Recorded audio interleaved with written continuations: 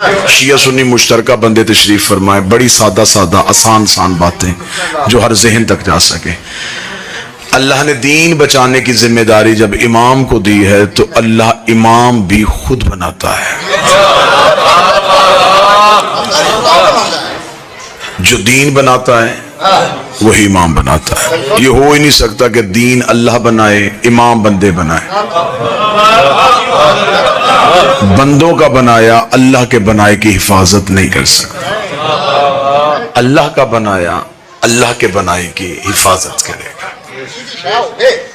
کام ہے امت کا امام کو ماننا، بنانا نہیں۔ کوئی ایک بھی سنی بیٹھا ہے تو میں ممبر پہ مجلس کی آغاز کر چکا ہوں، ابتدا ہو چکی ہے۔ 14 کی عزت کی قسم کھا کے میں ممبر آل محمد پہ کہہ رہا ہوں کہ میری قوم نے 12 بنائے نہیں مانے، ایک بھی ہم نے یار ان میں سے ایک بھی مرشد عقیل شاہ جی ہم نے خود نہیں بنایا۔ جیسے میں نے ممبر پہ باوضو بیٹھ کے اپنی قوم کے سامنے قسم کھائی ہے، کوئی بھی بندہ ایسے قسم دے کہ اس نے بھی اپنا امام ماننا ہے، بنایا نہیں۔ یہ عام مسئلہ نہیں ہے کہ امام جسے مرضی امام بنا لے، نہیں۔ جو بندہ نماز ہاتھ باندھ کے پڑھتا ہے وہ اپنی مرضی سے نہیں پڑھتا، اپنے امام کے کہنے پہ پڑھتا ہے۔ اس نے نبی دیکھا نہیں، اس کے امام نے اسے بتایا کہ نبی ایسے پڑھتے تھے، اس نے یہاں ہاتھ رکھ لیا۔ دوسرے کے امام نے کہا نہیں نبی یہاں ہاتھ رکھتے تھے، اس نے یہاں رکھ لی۔ ایک نے کہا نہیں نبی ناف کے نیچے ہاتھ رکھتے تھے، اس نے یہاں رکھ لی۔ ہمارے امام نے بتایا کہ وہ کھول کے پڑھتے تھے، ہم نے کھول کے پڑھا۔ کوئی مشکل بات ایک لمحے کے لیے بھی میں نے مجمع سے نہیں کرنی کہ جو مجمع کے سر سے گزرے اور بندے میری مجلس کے جانے کے بعد سوچ رہے ہوں کہ پڑھنے والا کیا پڑھ کے گیا اور ہم نے سنا کیا ہے۔ مجلس بولنے کا نام نہیں، مجلس سمجھنے کا نام ہے۔ ایک بندے نے بات سمجھ لی تو میں سمجھوں گا میرے آنے کا تمہارے بیٹھنے کا مقصد پورا ہو گیا۔ 1400 سال ہو گئے، بندے ابھی تک کسی بحث میں الجھے ہوئے ہیں، تیری نماز غلط ہے میری نماز ٹھیک ہے، تیرا وضو غلط ہے میرا وضو ٹھیک ہے۔ یہ ساری باتیں بعد میں کرنا، پہلے یہ پتہ کرو امام کس کا ٹھیک ہے۔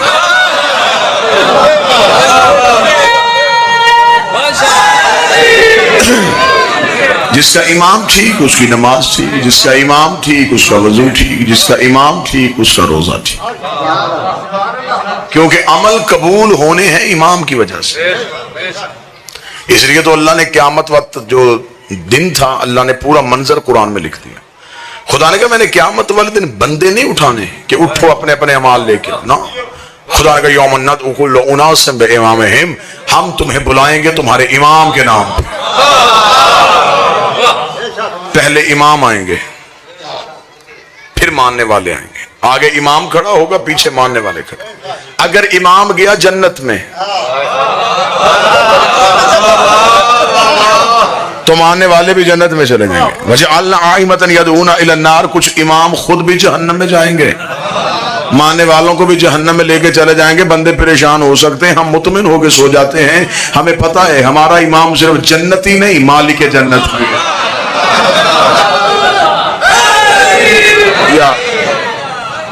جنت ملنی ہے امام کی وجہ سے، کیونکہ امام اچھا ہوگا تو ماننے والے پار ہو سکتے ہیں۔ سادہ ذہن بیٹھے ہیں، بات بڑی آسان کر دیتا ہوں۔ مرید گنہگار ہو گزارا ہو جاتا ہے، پیر گنہگار نہیں ہونا چاہیے، رہبر اچھا ہونا چاہیے۔ وہ قافلے لٹ جاتے ہیں جن کا میر کاروائی اچھا نہ ہو۔ ہم دنیا کے سامنے سینہ چوڑا کر کے کہہ سکتے ہیں ہم گنہگار سے، امام تو پاک ہے۔ ہم خطا کار، بسم اللہ بسم اللہ، ہم خطا کار سے آئیں تشریف لائیں۔ ذاکر اہل بیت برادر وقار جناب قلب عباس سلوی صاحب تشریف لے آئے۔ ہم خطا کار سے، ہمارا امام پاک ہے۔ سفارش کرنی ہے امام نے، جسے سفارش کرنی وہ ٹھیک ہونا چاہیے۔ بڑی سادہ باتیں، بڑی سادہ گفتگو۔ موٹر سائیکل کے کاغذ پورے نہ ہوں، پولیس والے بچے کو روکیں، پولیس والے بچے کو حوالات میں بند کر دیں، تو گھر کا بزرگ تھانے اسے لے کے جاتا ہے جس کی تھانے میں چلتی ہے۔ وہ کہتا ہے بچے سے ہو غلطی گئی ہے، اب سفارش چاہیے۔ سفارش وہ ڈھونڈتا ہے جو اتنا معزز ہو، اتنا قابل عزت ہو کہ اس کی بات مانی جا سکے۔ ایسا کبھی بھی نہیں ہوا کہ چھوٹے کیس میں کوئی اندر ہو اور بندہ کسی اشتہاری کو سفارشی لے جائے۔ ایسا ہوا ہے کبھی؟ اگر ایسا کوئی کر بھی دے تو جو لے کے گیا، جس کو لے کے گیا، جس کو چھڑوانے گیا، تو اس کا مطلب ہے کہ ایک غلط سفارش نے 3 بندے مروا دی۔ اللہ نے اتنی عقل دی ہے کہ تھانے میں اللہ کی عدالت میں، تو جو میری طرف رکھیے، میں انتہائی سنجیدہ گفتگو آپ سے کر رہا ہوں، اللہ نے اتنی عقل دی ہے کہ آپ نے تھانے اسے لے کے جانا جس کی تھانے میں چلتی ہے، اللہ کی عدالت میں اسے لے کے جا جس کی اللہ کی عدالت میں چلتی ہے۔ وحد گھر تیرے نبی کا گھر ایسا ہے جسے اللہ نے شفاعت کا تاج پہنایا۔ فرشتے گنہگار کو پکڑ کے جہنم لے کے جا رہے ہوں، یہ ہاتھ چھڑوا کے لا سکتے، چھوڑ ہمارا ہے۔ سفارش صرف انہی کی چلتی ہے۔ جس نے ان کی سفارش دیکھنی ہو، انہوں نے ایک رات میں حر کو علیہ السلام کر دیا تھا۔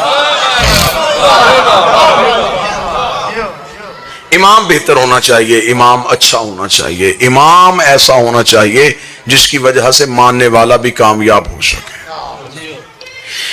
اس لیے خدا نے ایک سوال قبر میں رکھا ہے، ایک قیامت میں رکھا ہے۔ چند سوال فرشتوں نے قبر میں پوچھنے، کچھ قیامت والے دن پوچھنے۔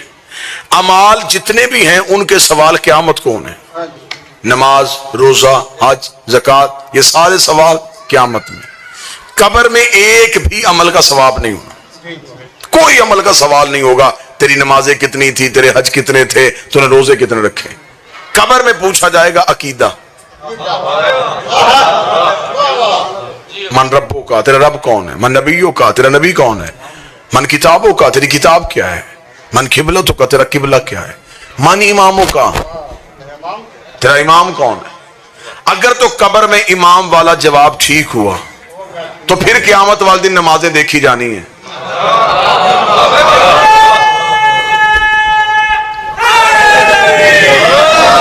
تو اگر قبر میں امام والا جواب ہی غلط ہو گیا تو فرشتوں کو پتا چل جائے گا کہ جس کا امام ہی ٹھیک نہیں،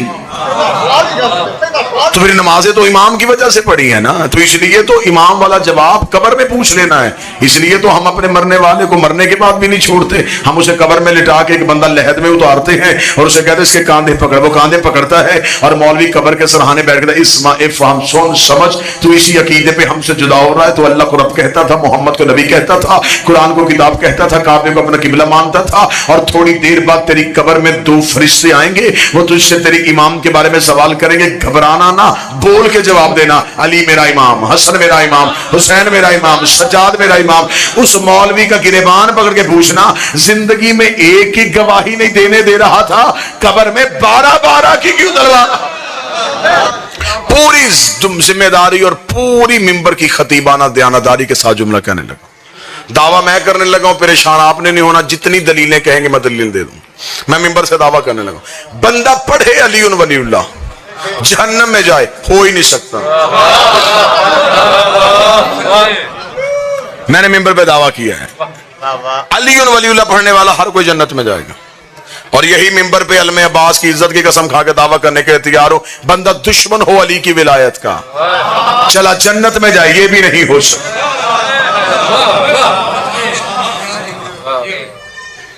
ہاں آگے علی ولی اللہ کی وجہ سے جنت مل جائے گی، آگے پھر جنت کے درجے ہیں، جنت بھی ایک نہیں ہے، جنت کے درجے ہیں، 7 جنتیں ہیں معصوم کہتے ہیں، معصوم فرماتے 7 جہنمیں، اللہ نے جنتیں بھی 7 رکھی ہیں، دوزخیں بھی 7 رکھی ہیں۔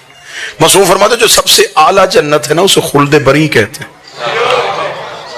یہ جناب سیدہ نے مخصوص کی ہوئی ہے۔ سائل نے ہاتھ باندھ کے پوچھا تھا، مولا اس جنت میں جانے کے لیے کیا چاہیے؟ اس جنت میں تو صرف نبی اور مرسل جائیں گے، ہم جیسا اس جنت میں کہاں جا سکتے جو اتنی اعلیٰ ہے؟ امام نے فرمایا نہیں، اس جنت میں جانے کے لیے ایک ہی شرط ہے، حسین کا عزادار ہو۔ شبیر کا عزادار ہے تو خلد بری میں جائے گا، اور مولا جہنموں میں سب سے خطرناک جہنم کیا ہے؟ امام نے فرمایا حاویہ اس کا نام ہے، گہری ترین دوزخ ہے، بھڑکتے ہوئے شعلے ہیں، اتنی خطرناک ہے کہ اللہ قرآن میں کہتا ہے کہ حاویہ سے پناہ مانگو۔ تمہیں پتہ ہی نہیں کہ حاویہ کیا ہے۔ بندے نے جعفر صادق سے پوچھا مولا یہ حاویہ جہنم کن لوگوں کے لیے بنائی گئی ہے؟ ان کا گناہ کیا ہے؟ فرمایا ایک ہی گناہ ہے، ہمارے دادے علی کی ولایت سے دشمن۔ صرف علی ولی اللہ کا دشمن جو ہے وہ چلا جائے گا حاویہ میں، اور حسین کا عزادار جائے گا خلد بھری میں۔ ایک بندے نے کوفے میں آ کے مولا علی کے قدموں میں گر کے پوچھا، اسے کہا یا علی یہاں آپ سے محبت ہے تو یہاں آپ ہر مشکل میں ہماری مدد کرتے ہیں، جیسے یہاں کرتے ہیں وہاں بھی کریں گے؟ قیامت والے میدان میں ہماری مدد آپ کر لیں گے؟ وہاں تو کوئی کسی کو نہیں پہچانے گا۔ جو علی نے جواب دیا جواب سننا، علی مسکرا کے فرماتے جہاں امال تلنے ہیں وہاں علی تمہارا انتظار کرے گا۔ تم میرا انتظار نہیں کرو گے، تم میرا انتظار نہیں کرو گے، میں تمہارا انتظار کروں۔ اس نے کہا مولا اگر وہاں تک پہنچ گئے تو وہاں اتنا رش، نفسا نفسی کا عالم، پیاس سے زبان حلق سے باہر، اولاد بچوں کو نہیں پہچانے گی، بچے ماں باپ کو نہیں پہچانے گے، اتنے نفسا نفسی کے عالم میں اگر ہم وہاں پہنچ بھی گئے تو یا علی کوئی نشانی بتائیے، آپ تخت پہ ہوں گے، آپ تاج پہنے ہوں گے، آپ پردے کے پیچھے ہوں گے، آپ دائیں کھڑے ہوں گے، آپ بائیں کھڑے ہوں گے، کوئی نشانی بتائیں جہاں ہم پہنچے اور وہاں سامنے آپ بیٹھے۔ علی مسکرائے، مسکرا کے فرماتے ہیں ڈھونڈنے کی ضرورت ہی نہیں پڑے گی، انا صاحب المیزان، ترازو ہی علی کے ہاتھ میں ہوگا، تول ہی علی رہا ہوگا۔ اسے کہا یا علی اگر آپ تول رہے ہوں گے تو اگر ہمارے گناہ زیادہ ہو گئے تو آپ عدل دیکھیں گے یا ہماری محبت دیکھیں گے؟ علی فرماتے وہاں تک پہنچانا، رہ گئی تمہارے اعمال کی کچھی کمی، اسے ہم ایسے پوری کر دیں گے جب فرشتے ایک پلڑے میں گناہ رکھیں گے دوسرے میں نیکیاں رکھیں گے، اگر گناہوں کا پلڑا وزنی ہو گیا تو ہم فرشتوں سے کہہ دیں گے ایک پلڑے میں اس کے گناہ رکھو دوسرے میں ہماری ولا رکھو، ایک میں گناہ رکھو دوسرے میں ولا رکھو، پھر ہم دیکھیں گے تمہیں تمہارے گناہ جہنم میں لے کے جاتے ہیں یا ہماری ولایت تمہیں جنت میں لے کے جنت میں لے گی اچھے امام کی وجہ سے۔ دنیا میں تمہارا کام امام بنانا نہیں، امام ماننا۔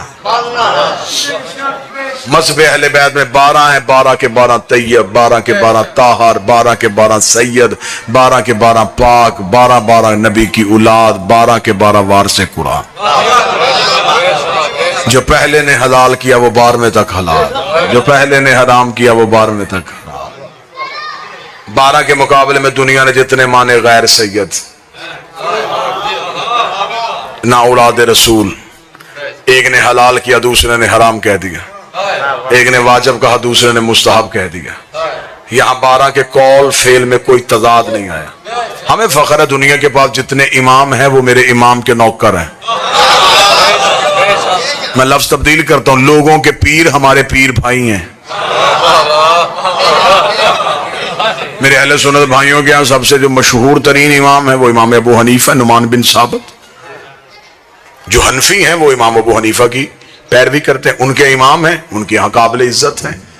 لیکن اگر مذہب اہل بیت کے دروازے میں آؤ گے تو وہی ابو حنیفہ میں سنی کتابوں سے دکھاؤں گا، وہ کہہ رہا اگر میں 2 سال جعفر صادق کی شاگردی نہ کرتا تو میں جہالت کی موت مر جاتا۔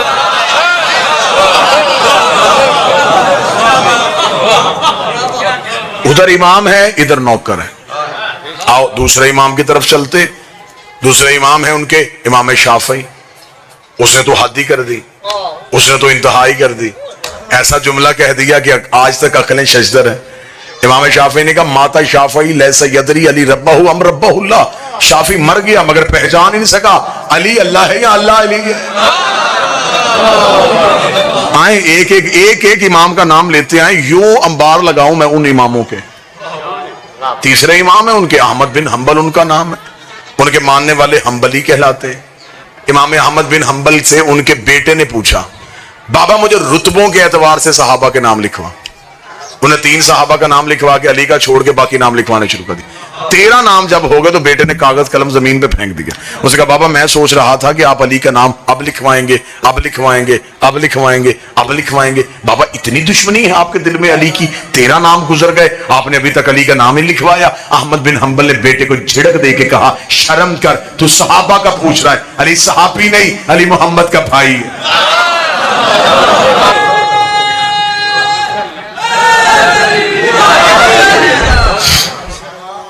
اگلے امام ہے امام مالک، اور امام مالک جو ہے، امام مالک نے تو ساری پیروی جعفر صادق کی ہے۔ آج بھی سعودی عرب میں جتنے مالکی ہیں وہ ہاتھ کھول کے نماز پڑھتے ہیں۔ وہ کہتا ہے کہ میں تو امام جعفر صادق کی فقہ کی پیروی کرتا ہوں۔ اس کا مطلب ادھر امام ہے، ادھر نوکر ہے۔ صحابی جنت میں جا سکتا ہے، لے کے نہیں جا سکتا۔ صحابی کوثر پی سکتا ہے، توجہ آپ میری طرف رکھیں گے، پوری پلا نہیں سکتے۔ ہماری مجبوری ہے، ہمیں جانے والا نہیں چاہیے، ہمیں لے کے جانے والا چاہیے۔ آپ ذہن مجلس میں لے کے آئے تو میں بات آپ سے کروں۔ اب جتنے بھی امام ہیں یہ وہ امام ہیں جتنے مذہب جعفریہ کے علاوہ لوگوں کے پاس امام ہیں، میں منبر پہ بیٹھ کے قرآن پہ ہاتھ رکھ کے اعلان کریں، ان اماموں میں سے کسی ایک نے بھی نبی کو نہیں دیکھا۔ اگر آپ مجھ سے طریقے پوچھیں گے میں طریقے بتا دوں گا۔ ایک 75 سال بعد آیا، ایک 85 سال بعد آیا، ایک 95 سال بعد آیا، ایک 120 سال بعد آیا۔ اب جو 75 سال بعد آیا انہیں کیا پتا کہ نبی نماز کیسے پڑھتے تھے، انہیں کیا پتا نبی روزہ کس وقت کھولتے تھے، انہیں کیا پتا کہ نبی کا طریقہ کار کیا تھا۔ اگر آپ کہیں گے کہ آپ شیعہ پھر بتائیں آپ نے جن سے لیا ہے، تو ہم بتا دیتے ہیں ہم نے علی سے دین لیا ہے۔ اس نے آنکھ کھولی نبی کی گود تھی، نبی نے آنکھ بند کی علی کی گود تھی۔ ہم نے مذہب حسن سے لیا جو نبی کی گود میں رہتے تھے، ہم نے دین حسین سے لیا جو نبی کے کاندھوں پہ بیٹھتے تھے۔ تین طرح کے طریقے ہیں دین لینے کے لیے۔ موضوع پسند ہے یا نہیں پسند ہے؟ تین طرح کے طریقے ہیں دین لینے، صحابہ، اہل بیت، ازواج مطہرات۔ تین شارے ہیں، تین رستے ہیں نبی تک پہنچنے کے۔ یا صحابی نبی تک پہنچاتا ہے، یا اہل بیت نبی تک پہنچاتے ہیں، یا نبی کی بیویاں نبی تک پہنچاتی ہیں۔ تین طریقے ہیں دین لینے کے۔ ہم شیعہ جو ہے صرف اہل بیت سے لیتے ہیں، باقی جتنے مسلک ہیں ان کے پاس دو شارے ہیں، وہ کہتے ہیں ہمارے پاس دو رستے اور ہیں۔ ہم صحابہ کے ذریعے دین لیتے ہیں، ہم نبی کی ازواج کے ذریعے سے دین لیتے ہیں۔ آنکھوں میں آنکھیں ڈالو، کسی ڈیرے میں بیٹھ جاتے ہیں، فیصلہ پنچایت کی صورت میں کرتے ہیں۔ صحابی پورا دین دے ہی نہیں سکتا۔ کیسے؟ صحابی وہی بات بتائے گا جو گھر سے باہر ہوئی۔ دعا فرمائیں گے سرکار۔ صحابی آپ کو مسجد کی باتیں بتا سکتا ہے، صحابی بازار کی باتیں بتا سکتا ہے، صحابی نبی کی وہ باتیں بتا سکتا ہے جو نبی نے گھر سے باہر کی۔ گھر کے اندر صحابی جا نہیں سکتا۔ قرآن کی آیت پردہ بن کے کھڑی ہے کہ میرے محمد کے گھر میں داخل نہ ہونا، اس کے مطلب صحابی دروازے کے باہر ہے۔ اب وہ دین دیں گے وہ جو گھر سے باہر ہے۔ وہ آیت ہے جو گھر کے اندر آئی وہ کون بتائے گا؟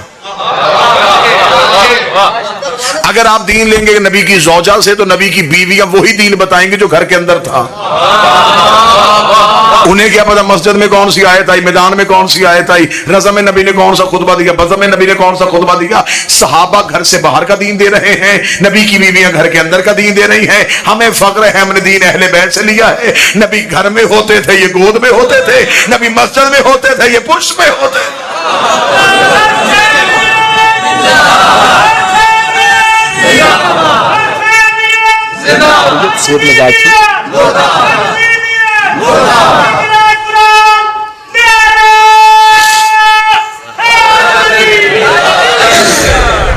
متوجہ ہیں سب؟ تو اس کا مطلب ہے کہ دین معتبر ترین ہے اہل بیت سے۔ اہل بیت سے دین لوگے تو اس میں کسی قسم کی کوئی پریشانی نہیں۔ صحابہ کا موازنہ اہل بیت سے نہیں ہو سکتا، نبی کی بیویوں کا مقابلہ اہل بیت سے۔ اچھا اگلی مزے کی بات بتاؤں، دنیا کے پاس جتنے ہیں وہ نبی کے ہیں، ہمارے پاس جتنے ہیں وہ نبی سے ہیں۔ جو چپ بیٹھے ہیں وہ وجہ پوچھ رہے ہیں، میں وجہ پڑھتا ہوں۔ لوگوں کے پاس کے ہیں، نبی کے صحابی، نبی کی بیوی، نبی کے رشتہ دار، نبی کے قریبی۔ ہمارے پاس کے والا ایک بھی نہیں۔ یا علی انت منی، اے علی تو مجھ سے، حسن و منی، حسن مجھ سے، حسین و منی، حسین مجھ سے، الفاطمہ تو بضعۃ منی، فاطمہ مجھ سے۔ ادھر کے ہے ادھر سے ہے، درود کے والوں پہ نہیں ہوتا، سے والوں پہ۔ بسم اللہ.